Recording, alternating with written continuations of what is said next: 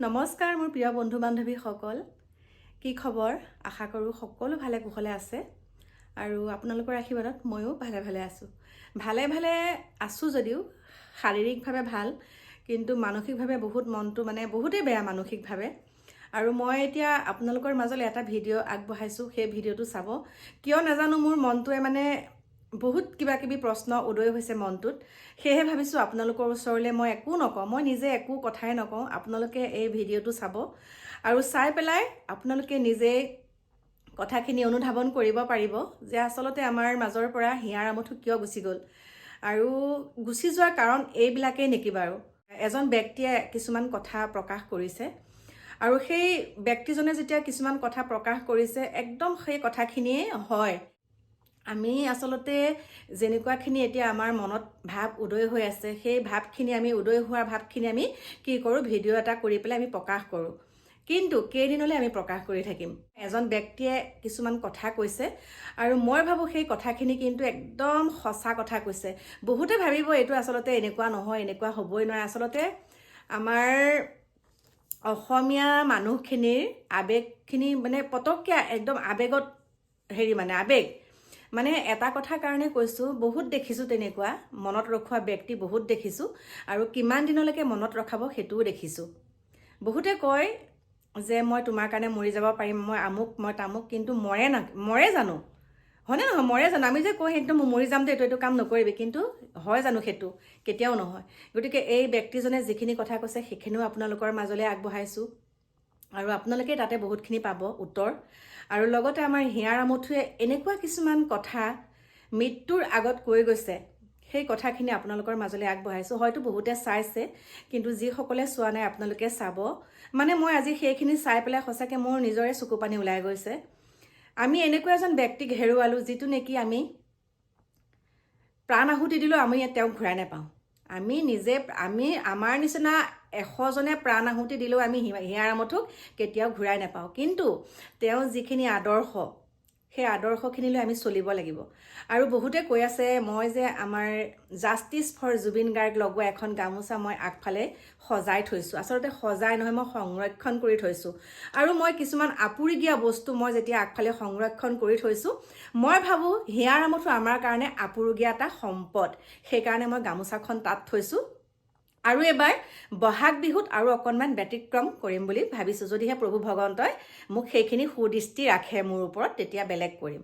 অকণমান তেনেকুৱা বুলি ভাবিছোঁ আৰু তেনেকৈ সজাই মই এনেও ভাল পাওঁ আৰু এইখিনিতে আপোনালোকে হয়তো ক'ব এইটো ভিডিঅ' আগতে চাইছোঁ কিন্তু মই আগতে চাইছোঁ যদিও সম্পূৰ্ণকৈ চোৱা নাছিলোঁ আৰু সম্পূৰ্ণকৈ চোৱাৰ পাছত যেতিয়া কথাখিনি মই নিজে হৃদয়ংগম কৰিছোঁ আৰু এই যিজন পুৰুষে যিজন ব্যক্তিয়ে এই কথাখিনি মনৰ কথাখিনি যেতিয়া কৈছে হয় কথাখিনি একেবাৰে সম্পূৰ্ণ সঁচা সেইকাৰণে আপোনালোকৰ আগলৈ আগবঢ়াইছোঁ আৰু আশা কৰিছোঁ আজি উঠি অহা যুৱ প্ৰজন্মসকলে যাতে আমাৰ হিয়াৰ আমঠুক অনুকৰণ কৰি হিয়াৰ আমঠুৰ আদৰ্শখিনি লৈ পেলাই আগবাঢ়ে দেই তাকে কৈছোঁ গতিকে আহক আপোনালোকে এই ভিডিঅ'কেইটা চাওক তাৰপাছত আপোনালোকে নিজে গম পাব আচলতে আমাৰ মাজৰ পৰা হিয়াৰ আমঠু গুচি যোৱাৰ কাৰণ এইবিলাকেই নেকি বা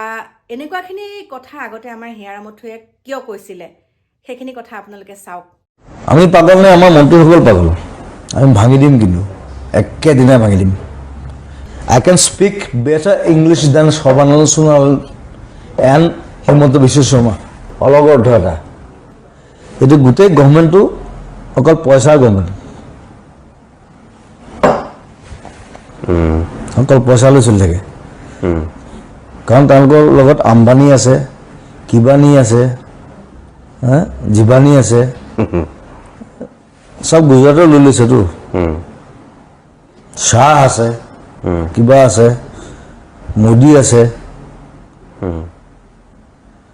তেনে অকল পইচাত চৰকাৰ নহয় না সেইটো হয় নেকি চৰকাৰ সদায় ৰাইজৰ হয় মানুহৰ হয় মানুহে যেতিয়া ভাল পাব ভাল কৰিব যদি বেয়া পায় কিন্তু মই সদায় এটা কথা কওঁ যে মই যিটো বস্তু আৰম্ভ কৰোঁ তাক শেষ নকৰাকৈ মই নেৰোঁ মই লাগি যাম মই সদায় ৰাইজৰ ওচৰত আছোঁ খালি ৰাইজ থাকিলে হ'ল আৰু এইটো আমাৰ অধিকাৰ এইটো আমাৰ অধিকাৰটো যিটো বছৰত আমি লাগি আছো আমি এনেই লগা নাই নহয় আমি পাগল নেকি আমি পাগল নে আমাৰ মন্ত্ৰীসকল পাগল মন্ত্ৰীসকল MLA হল নেতা পালি নেতা তেওঁলোকে আকৌ ৰজা ঘূৰে বুলি ভাবে নিজক ৰজাটো কোনে বনাইছে আমিহে বনাইছো আমি ভাঙি দিম কিন্তু আমাৰ পঢ়া শুনা নাই হে I can speak better English than Shobhanand Sonal and Hemanta Biswa Sharma. I can speak better English. I speak English. Koi dekhaksun sao? Let them speak. Speak up. Setoi kobo নোৱাৰে. Speak to নুফুৰিব মুখত. আমি কি বিভ্ৰান্ত কৰিম আৰে? আমি ইমান ধুনীয়াকৈ গোটেই আন্দোলনখন ধুনীয়াকৈ চলাই আছো শান্তিপূৰ্ণ অহিংস আমাৰ কোনো ল'ৰা ছোৱালী একো জেন কৰা নাই আমাক পিটিছে আমাক মাৰিছে 5টাকে ল'ৰা মাৰি পেলালে তাৰপিছত ক্ষমাও খোজা নাই কিন্তু তাৰপিছত ক্ষমা খোজা নাই কৈ আছে যে আমাক কিয় একা কৰিলে হঠাৎ Why are you crying? মই সবৰ ঘৰত গৈছো মই যাম ঈশ্বৰৰ ঘৰত যাম সেইটো বেলেগ কথা কিন্তু যোৱাটো ডাঙৰ কথা নহয় মৰিলে কেলে মাৰিলি একো নাই মই খাগুলিতে থাকো আহিলে I don't care মোৰ তেওঁলোকৰ পাৰ্চনেল একো নাই সবাৰ লগত হিমন্তৰ লগত পাৰ্চনেল একো নাই কিন্তু যেতিয়া বেয়া কাম এটা কৰিব যদি মোৰ দেউতাও কৰে মই ঘৰৰ পৰা গতিয়ে উলিয়াই দিম কিন্তু মই এনেকুৱা মানুহ সেইটো সৰ্বদা হওক হিমন্ত হওক মোৰ দেউতা হওক যেতিয়া বেয়া কাম কৰিব জাতিটো প্ৰথম অসমীয়া জাতি সেইটো একদম প্ৰথম কথা আপুনি চাগে গম পায় যে হিমন্ত বিশ্ব শৰ্মাই যেনেকৈ আপোনাক আক্ৰমণ কৰিছে জয়ন্ত মল্ল বৰুৱাইও অলপতে আপোনাক আক্ৰমণ কৰিছে সি মোক কি আক্ৰমণ কৰিব সি মোতকৈ 1 বছৰ সৰু বি বৰুৱা অলগৰ্ধ এটা অকল চিঞৰে কাজিয়া কৰে ব্ৰেইনত একো নাই নহয় মানে আপুনি ইয়াত আন্দোলন কৰিছে কিন্তু কেলকাতাত গৈ আপুনি আকৌ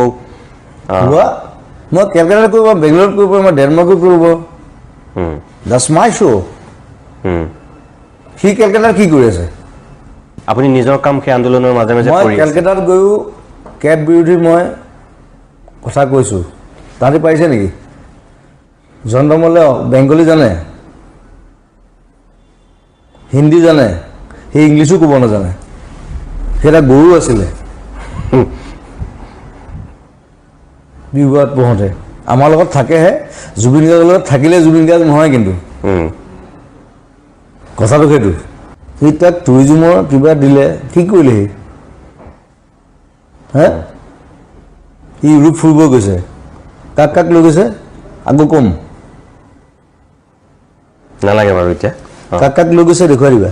আপুনি ধৰক এই বিজেপি বিৰোধী স্থিতি লোৱাৰ কাৰণে আপুনি এটা বহুত মই এটা কথা কওঁ দে লাইক বায়াস পিপল ইয়াত চব চাকৰ হয় এই চাকৰ সম্প্ৰদায়টো মই বেয়া পাওঁ চাকৰ হ'ব নাপায় নিজৰ মূৰটো আছেতো সিও জান আমি যদি ভাবোঁ যে জুবিন গাৰ্গক আমাক ৰাখিব লাগে ডিজিটেল মিডিয়াত জুবিন গাৰ্গক নিজৰ পকেটৰ ভিতৰত ৰখাৰ বাহিৰে ক'তো নাথাকিব বেছি দিন